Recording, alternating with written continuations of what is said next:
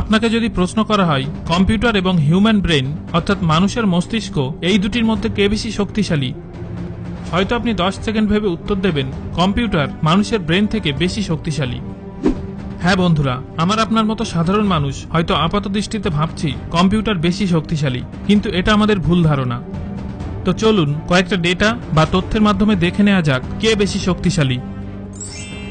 একটা সাধারণ মানের কম্পিউটার স্টোর করতে পারে প্রায় 2 লক্ষ ছবি, 20,000 গান এবং কয়েকশো সিনেমা। এটা গড়ে 1 থেকে 5 বিলিয়ন প্রসেস একসাথে হ্যান্ডেল করতে পারে। এবার এটার সাথে তুলনা করা যাক আমাদের ব্রেনের। আমাদের ব্রেন একসাথে 1 সেকেন্ডে 38,000 ট্রিলিয়ন অপারেশন সামলাতে পারে, আর আমরা সেটা বুঝতেও পারি না। এখন হয়তো আপনি মনে মনে ভাবছেন, আরে এমকেটিভি ভাই, এটা আপনি কি বলছেন? হ্যাঁ বন্ধুরা, যদি এটা বিশ্বাস করতে কষ্ট হয় তাহলে এখনই আপনি নিজেকে প্রশ্ন করুন যে আপনার বেঁচে থাকার জন্য শিরার মধ্যে একদম নির্দিষ্ট প্রেসারে কে রক্ত সঞ্চালন করছে, আপনার হার্টবিট কে কন্ট্রোল করছে। আপনি জেনে শুনে কি হার্টবিট কন্ট্রোল করতে পারেন? অবশ্যই না। আপনার বেঁচে থাকার জন্য আপনার শরীরে সঠিক উষ্ণতা কে বজায় রাখছে?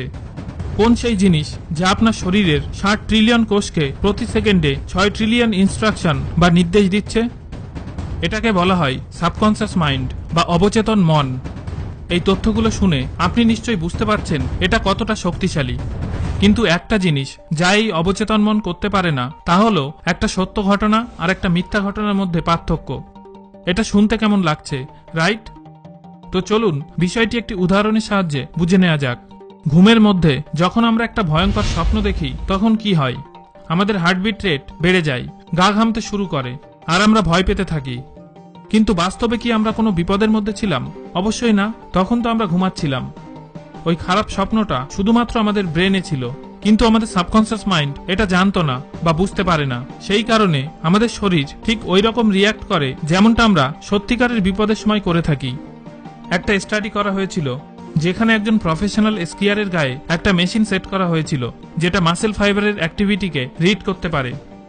তারপর তাকে শুধু ভাবতে বলা হয়েছিল যে সে পাহাড়ের গা বেয়ে উপর থেকে নিচে নামছে। তারপর যে রেজাল্ট পাওয়া যায় তা শুনে আপনি অবাক হবেন। এক জায়গায় বসে শুধুমাত্র চিন্তা করার ফলে তার শরীর ওই সমস্ত জায়গার মাসেলকে অ্যাক্টিভেট করে দিয়েছিল যেগুলো স্কি করার সময় ব্যবহার হতো। একটা কথা এখানে খুব গুরুত্ব সহকারে মনে রাখবেন যে এটা সম্ভব হয়েছে শুধুমাত্র চিন্তা করার ফলে, ওটা নিয়ে ভাবার ফলে। যদি আপনি প্লেসিবো এফেক্ট সম্পর্কে শুনে থাকেন, নিশ্চয় মনে আছে ওটাও এভাবেই কাজ করে। বেশ কিছু গবেষণা হয়েছে যেখানে একদল রোগীকে রোগ সারানোর জন্য আসল ওষুধ দেওয়া হয়েছে, আর অন্য দলকে বলা হয়েছে তাদেরকেও ওই ওষুধটা দেয়া হচ্ছে যেটা তাদের রোগ সারাবে, কিন্তু আসল ওষুধ না দিয়ে সুগার কোটেড ফলস ওষুধ দেয়া হয়। কিছুদিন ট্রিটমেন্ট চলার পর জানা যায় 2 দলের রোগীরাই সুস্থ হয়ে গেছে। এটাকেই বলে দ্য প্লেসিবো এফেক্ট। শুধুমাত্র আপনার চিন্তা ভাবনা যে আপনি ওষুধ পেয়ে গেছেন আর আপনি তাড়াতাড়ি সুস্থ হয়ে যাবেন, এটাই আপনাকে সত্যি সত্যি সুস্থ করে দেয়। আরও জানলে বিস্মিত হবেন, এই এফেক্ট সার্জারিতেও কাজ করতে দেখা গেছে, যেখানে ফেক অপারেশন করা হয় আর পেশেন্টের ভাবনার মাধ্যমে তা ঠিক হয়ে যায়, তিনি সুস্থ হয়ে ওঠেন। আবার এর উল্টোটাও আছে। কিছু মানুষ ছোটখাটো রোগের কাছে হার মেনে যায়, কারণ তাদের ব্রেন ওই রোগটাকে ভয় পেয়ে তার প্রভাব আরও বাড়িয়ে দেয়। এটাকে বলা হয় দ্য নোসিবো এফেক্ট। এই কারণে কিছু মানুষ যারা সবসময় ভাবতে থাকে যে ভবিষ্যতে তাদের কোনো রোগ হতে চলেছে, সেই রোগটা আসলেই তাদের হয়ে যায়, কারণ তারা তাদের মনকে আগে থেকেই ওই রোগটার জন্য প্রস্তুত করে রেখেছিল। তো বন্ধুরা, এটা কোনো ম্যাজিক বা মিস্ট্রি নয়, এটা একটা বিজ্ঞান। এর পিছনে একদম ভ্যালিড এবং প্র্যাকটিক্যাল কারণ রয়েছে যে কেন এমনটা হয়। সুতরাং এখন আমাদের ভাবতে হবে ব্রেনের এই শক্তিকে কিভাবে আমাদের জীবন উন্নতি করার জন্য ব্যবহার করা যাবে, যাতে আমরাও জীবনে সফল হতে পারি, কাঙ্ক্ষিত স্বপ্নগুলো পূরণ করতে পারি এবং অনেক বেটার লাইফ লিড করতে পারি। এজন্য আমি আপনাদের সাথে ইউনিভার্সের এমন একটা নীতি বা সূত্র শেয়ার করতে যাচ্ছি যার মাধ্যমে আপনি আপনার ব্রেনের অদ্ভুত শক্তিকে সঠিক পথে ব্যবহার করতে শিখে যাবেন। প্রাচীন দার্শনিকরা এগুলো সম্বন্ধে জানতেন, আর তারা হাজার হাজার বছর আগে থেকে এ সম্বন্ধে লিখে এবং বলে গেছেন। তা সত্ত্বেও আজও আমাদের মধ্যে অধিকাংশ মানুষ এ সম্বন্ধে কিছুই জানে না। এই নীতিটি আজও তাদের চেতনার বাইরে। তো যে নীতির কথা আমি বলতে যাচ্ছি তার ক্ষমতা আছে আপনার জীবন বদলে দেওয়ার। যদি আপনি এই একটা সিদ্ধান্ত বা নীতিকে মাস্টার করেন, তাহলে আপনি জীবনে ওই সমস্ত কিছু পেতে পারেন যা আপনি এই পৃথিবীতে চান। এই নিয়মটা খুবই সহজ, আর এটা কার্যকর করাটাও খুব সহজ। অনেক মানুষ হয়তো এটা শুনে হাসবে, কারণ কঠিন ও জটিল জিনিসকে মানুষ বেশি গুরুত্ব দেয়, সেই জায়গায় সহজ সরল বিষয়কে গুরুত্ব দেয় না। লেখক ও স্পিকার উইলিয়াম গোল্ডিং একবার বলেছিলেন, মহান নিয়ম নীতি সবসময় সহজ সরল হয়। ব্রহ্মাণ্ডের এই নীতিকে বলা হয় কাঁটা এবং বোনার নীতি, the law of reaping and sowing. এই সহজ নীতিটা বলে আমাদের ব্রেন একটা বাগান, আর আমাদের চিন্তাভাবনা হলো বীজ। আমরা যে চিন্তাভাবনা অর্থাৎ বীজ আমাদের ব্রেনে রোপণ করব, সেটাই বাস্তবে ধীরে ধীরে ঘটতে থাকবে। উদাহরণস্বরূপ, যদি আপনার বাগানে একটা আম গাছ তৈরি করতে চান, তাহলে সবার প্রথমে আপনি উর্বর মাটি নিয়ে আসবেন। তারপর ভালো একটা আমের বীজ বা আটি মাটিতে বসাতে হবে।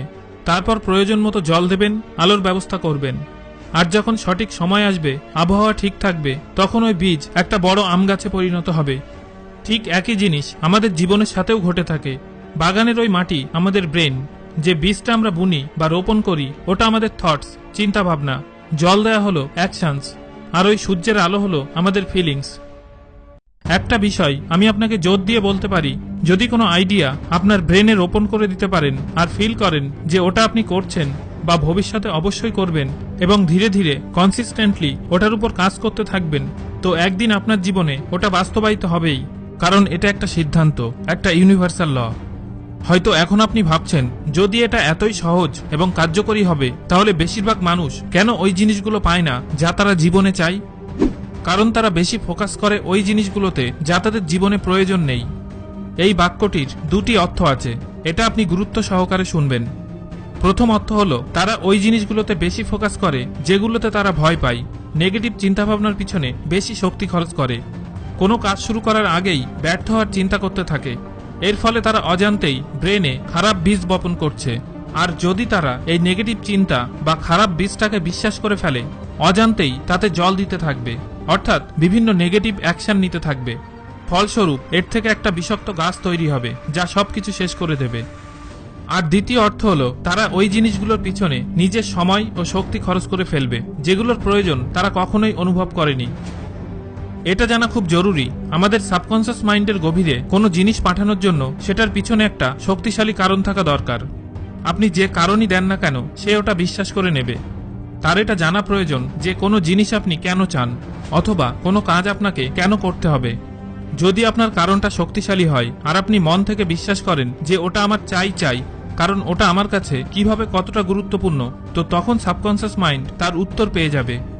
আর সে আপনাকে এতটা শক্তি দেবে যা আপনি আগে কখনো অনুভব করেননি। খুবই গুরুত্বপূর্ণ একটা পাওয়ারফুল ইংলিশ কোট আছে, A lot of people do not achieve what they want in life because they simply do not have enough reasons to. এটার অর্থ হলো, অনেক মানুষ জীবনে ওই জিনিসগুলো পায় না যা তারা চায়, কারণ তাদের কাছে ওগুলো পাওয়ার জন্য যথেষ্ট কারণ থাকে না যে কেন তারা ওগুলো পেতে চায়। তো প্রথমে কারণটা তৈরি করতে হবে, কারণটা খুঁজে বের করতে হবে, বারবার সেটাকে মনে করতে হবে, সেটাকে ডায়েরিতে লিখে রাখতে হবে, মোবাইলের ওয়ালপেপারে লিখে রাখতে হবে। তারপর ওটা আমাদের সাবকনসিয়াস মাইন্ডকে এমনভাবে ট্রিগার করবে যে আমরা শুতে, জাগতে, বসতে, খাওয়ার সময় সব সময় আইডিয়াস দিতে থাকবে, নিত্য নতুন ধারণা দিতে থাকবে যে ওই জিনিসটা আমরা কিভাবে অ্যাচিভ করতে পারবো। তো এইভাবে আপনি আপনার সবথেকে শক্তিশালী অবচেতন মন বা সাবকনসিয়াস মাইন্ডকে ব্যবহার করতে পারেন আপনার জীবনের সমস্ত স্বপ্ন বাস্তবায়িত করার জন্য। এবার হয়তো আপনি ভাবছেন, যদি কোনো একটি ছেলে ভাবে যে আমি WBCS পরীক্ষায় টপ র্যাঙ্ক করব, তাহলে শুধুমাত্র চিন্তা করে বা ভেবে ছেলেটা কি টপার হয়ে যাবে? বন্ধুরা, যখন আপনি টার্গেট ফিক্স করে ফেলবেন, তখন এই ল তার গন্তব্যের দিকে আকর্ষণ করবে, আপনাকে বারবার পড়ার জন্য অনুপ্রাণিত করবে, আর আপনার আশেপাশের এনভায়রনমেন্ট ওই রকম বানিয়ে দেবে, এবং একদিন আপনি আপনার লক্ষ্যে অবশ্যই হিট করতে পারবেন। তো ফাইনালি, যদি আমরা এই লতে মাস্টার করতে পারি, ঠিকভাবে এটাকে বুঝতে পারি, তাহলে আমরা খুব সহজে খুশিকে আমাদের কাছে সব সময়ের জন্য রাখতে পারবো। একটা জিনিস যা আপনাকে মনে রাখতে হবে, আপনার চিন্তাভাবনা হলো বীজ, আপনার মস্তিষ্ক হলো জমি। আপনি এই জমিতে সুখ রোপণ করতে পারেন অথবা দুঃখ, কোনো কাজকে অথবা শুধুমাত্র আশাকে, কারণ আপনি যেটা রোপণ করবেন সেটাই পাবেন। ভিডিওটি আপনি এখনো দেখছেন মানে আমি ধরে নিচ্ছি এই ভিডিওটি আপনার ভালো লেগেছে। এই ইউনিভার্সাল ল সম্বন্ধে জেনে আপনি উপকৃত হবেন, জীবনে উন্নতি করবেন। তো আপনার কাছে একটা ছোট্ট অনুরোধ, ভিডিওটি আপনার বন্ধুদের সাথে শেয়ার করুন যাতে তারাও উপকৃত হয়। আর ভিডিওটিতে লাইক ও কমেন্ট করে আমাকে নতুন ভিডিও বানানোর জন্য অনুপ্রাণিত করতে পারেন। ধন্যবাদ।